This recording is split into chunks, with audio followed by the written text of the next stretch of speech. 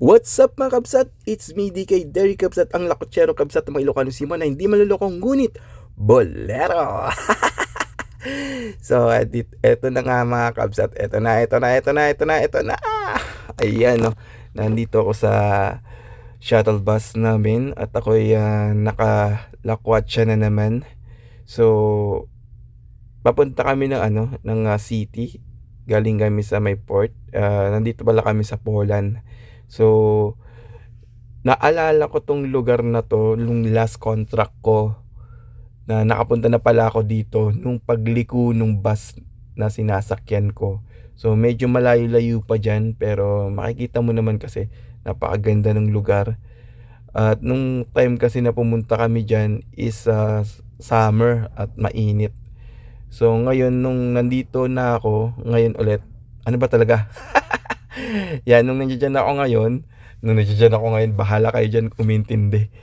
Doon ko lang naalala na ano ba? Na napuntahan ko na pala 'tong lugar na 'to. So ayan, medyo na rin ako diyan.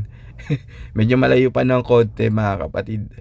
So yan, makikita nyo naman na sobrang linis, hindi tulad ng lugar natin diyan sa Pilipinas, talagang kahit saan mo tingnan may mga basura. Pero dito wala kang makikitang ganun, 'di ba? Talagang napakalinis nilang ano ng lugar nila. Ano ba talaga ang sasabihin mo, DK?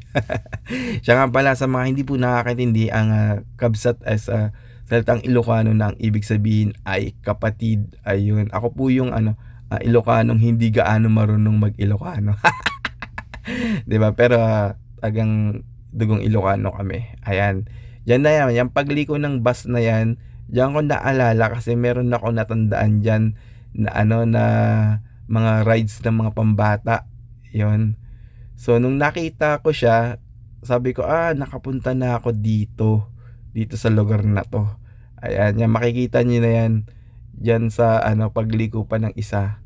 Medyo malapit-lapit na din. Medyo lang, 'di ba? So ayan, pagliko diyan, ayan, yan nakikita niyo na yan. Diyan ko naalala na sabi ko, okay, nakapunta na ako dito. Tapos yan, nakababa na ako diyan, hinahanap ko yung yung katrabaho kasi nauna na sila eh. So yan, nag-ikot-ikot muna ako, nakita ko maganda yung yung lugar. Ayan. So naglakad-lakad ako diyan. And yung kuha na to is nagkita na kami diyan nung kasama ko. Yung kasama ko na si Kolokoy. So papunta kami sa bar. Ayan na yung bar. Maganda yung bar, talagang luma siya pero maganda siya. Magandang tingnan, parang pang cowboy ba. Ganun. So yan, inikot-ikot ko yung lugar. Pagkatapos pumasok ko dito, yan, natakpan pa yung kamay ko, 'di ba? Yan, niyaya niya ako. Alam mo siya yung may-ari ng bar, 'di ba? Ayan. Pero diyan sa loob mainit kasi parang ewan ko, parang sauna. Tapos pagkatapos ng sabi ko, okay, mamaya na tayo uminom at naghahanap po na ako ng pharmacy diyan mga kapatid. So tumawid kami. At nung pagtawid namin diyan merong yung etong si Koloko na yan, yung katabi kong tumatakbo na yan. May bibilihin daw siya sa mga souvenir shop.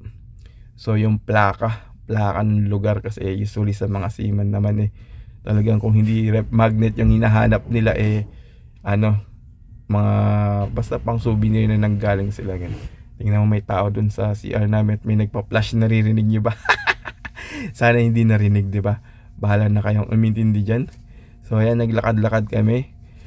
Pero ang nakita namin una is yung tawag dito, pharmacy. So ayan, nakita ko yung pharmacy, yung may nagbibling-bling diyan na may green tsaka may pula. Ayan, parang Red Cross or Green Cross. Green Cross alcohol. Alam daw yun. Ayan. Tapos pagpasok ko diyan, medyo hindi ko naintindihan kung nagkaintindihan ba kami nung cashier diyan, 'di ba? Tingnan niyo, puro green. Talagang Green Cross nga. And bumili lang ako diyan ng ointment.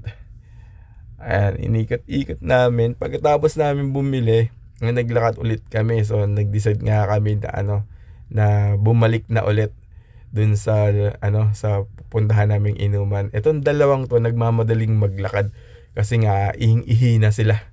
So sabi ko, ako kalma lang kasi siyempre binibidyohan ko yung mga paligid, 'di ba? Ayan, ito yun yung sinasabi ko sa inyo kanina na natatandaan ko. Eto, yan. So habang naglalakad kami diyan, iniikot-ikot ko yung aking mga paningin, 'di ba?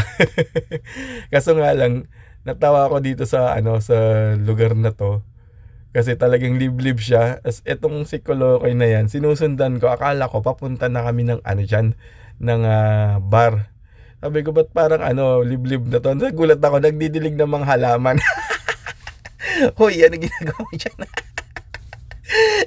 Kaso lang yung isa din, naiihi na rin. Gusto rin magdilig, hindi ko na nakuhanan. Kaya tawa ko ng tawa, tignan mo sa lupa hanggang sa nakarating na kami ulit dyan sa bar. So hanggang dyan na lang. Maraming salamat. Bye-bye!